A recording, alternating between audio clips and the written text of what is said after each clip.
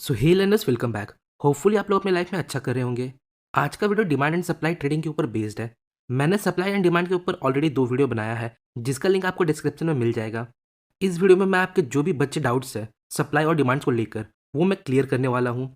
वैसे मैं आपसे लाइक हमेशा वीडियो के एंड में मांगता हूँ, पर अगर आप इस वीडियो को अभी लाइक करोगे तो इससे मुझे बहुत हेल्प होगा। नाउ, इस वीडियो में हम इन टॉपिक्स को कवर करेंगे, तो वीडियो को एंड तक जरूर देखें। First of all, what is supply and demand in trading. तो जैसा मैंने आपको प्रीवियस वीडियो में बताया, सप्लाई एंड डिमांड का मतलब होता है aggressive buying and aggressive selling. That's it. हमें चीज़ों को एकदम सिंपल वे में समझना है। यहाँ इन कैंडल्स को देखिए, कंटिन्यूअस बिग रेड कैंडल जो हमें एग्रेसिव सेलिंग शो करता है। इसका मतलब यहाँ एग्रेसिव सेलिंग हुआ है, जिसके बेस पर हम एक सप्लाई जोन ड्रॉ कर सकते हैं। अब यहाँ देखिए demand, continuous big green candle जिसे हम मोमेंटम कैंडल भी बोलते हैं, यहाँ एग्रेसिव बाइंग हुआ है। तो सिंपली डिमांड एंड सप्लाई के लिए हमें aggressive buying and aggressive selling चाहिए, एक अच्छा मोमेंटम चाहिए। ओके, अब देखिए, हमें ऐसा मोमेंटम नहीं चाहिए जहाँ छोटे कैंडल्स बन रहे हो। We need nice momentum candles like this. So in trading, supply और डिमांड का मतलब होता है aggressive buying and aggressive selling. Next, why do I trade supply and demand, मतलब हमें क्यों सप्लाई एंड डिमांड पर ट्रेड करना चाहिए। देखिए, हर चीज के पीछे एक लॉजिक, एक माइंडसेट होता है। बिना उसे जाने उसके ऊपर काम करने में ना आपको मजा आएगा ना मुझे। तो चीज बहुत सिंपल है। मैं as a retail trader prefer करूंगा बिग प्लेयर्स के साथ ट्रेड में रहने का। मतलब जिनके पास बहुत पैसा है, वो जब मार्केट में रिएक्ट करे तो मैं भी उनके साथ रिएक्ट करूं। जब भी ऐसे एग्रेसिव कैंडल फॉर्म होते हैं, इसका मतलब यहाँ कोई बिग प्लेयर एंटर हुआ है, क्योंकि हम रिटेल ट्रेडर के पास इतना एग्रेसिव मूव लाने का पोटेंशियल नहीं है। अब आप एक क्वेश्चन का आंसर दीजिए। मान लीजिए मिस्टर राकेश झुंझुनवाला यहाँ इस लेवल पर बाई करते हैं, तो क्या आप यहाँ बाई करना पसंद करोगे? ऑफ कोर्स आप करोगे। So that's the simple reason हम लोग क्यों डिमांड एंड सप्लाई को यूज करते हैं।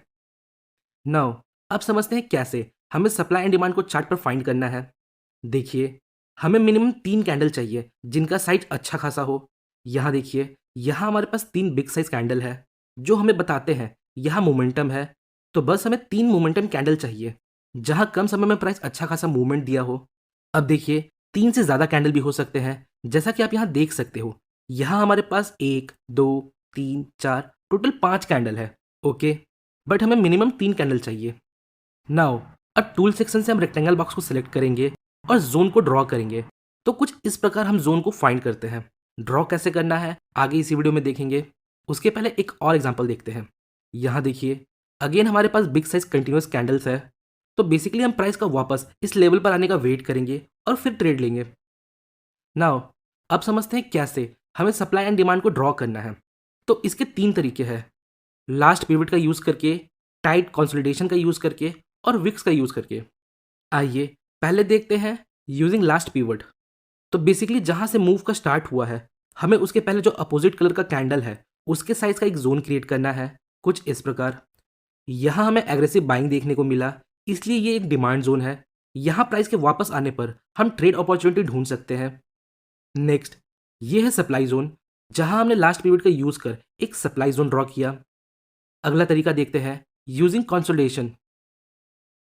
बेसिकली अगर एक एग्रेसिव मूव के पहले हमें एक टाइट कंसोलिडेशन मिलता है, तो हम उस एंटायर कंसोलिडेशन के बेस पर एक जोन ड्रॉ कर सकते हैं।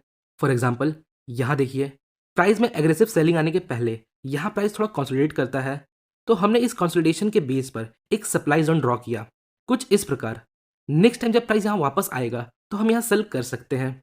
नेक्स्ट, ये है डिमांड जोन का एग्जाम्पल, जहाँ हमने कंसोलिडेशन का यूज करके एक डिमांड जोन मार्क किया। तो अगला तरीका देखते हैं जिसमें हम कैंडल्स के विक का यूज करके जोन को क्रिएट करेंगे। सो यहाँ देखिए, यहाँ हमें एक फास्ट मोमेंटम देखने को मिलता है। यहाँ एग्रेसिव बाइंग हुई है। अब इसके पहले जो लॉन्ग विक कैंडल है, इसे देखिए। तो हम इसके पूरे बॉडी का यूज नहीं करेंगे, यहाँ हम सिर्फ इस कैंडल का विक यूज करेंगे और एक डिमांड जोन ड्रॉ करेंगे, कुछ इस प्रकार। और प्राइस का वापस इस लेवल पर आने का वेट करेंगे।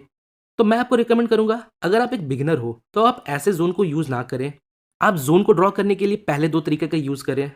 नाउ, अब एक इंपॉर्टेंट क्वेश्चन जो मुझसे बहुत लोगों ने पूछा, हमें डिमांड एंड सप्लाई जोन देखने के लिए चार्ट पर कितना पीछे देखना चाहिए। तो मेरे अकॉर्डिंग आप 3 to 6 मंथ पीछे देख सकते हो, इवन 1 साल पहले तक का भी देख सकते हो।